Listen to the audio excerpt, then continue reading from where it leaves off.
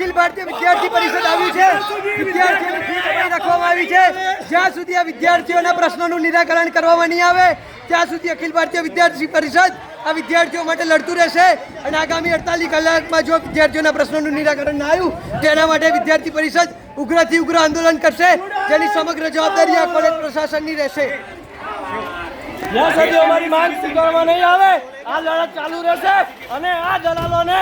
ગળે પાગે ઊભા રાખીશું અમને ન્યાય નહીં મળે ત્યાં સુધી છોડવામાં નહીં આવે આ રીતે આંદોલન ચાલુ રાખવામાં આવશે વિદ્યાર્થી સન્માનમાં વિદ્યાર્થી પરિષદ હંમેશા ઊભો હતો ને આ શિક્ષણ દલાલોને નહીં માફ કરવામાં આવે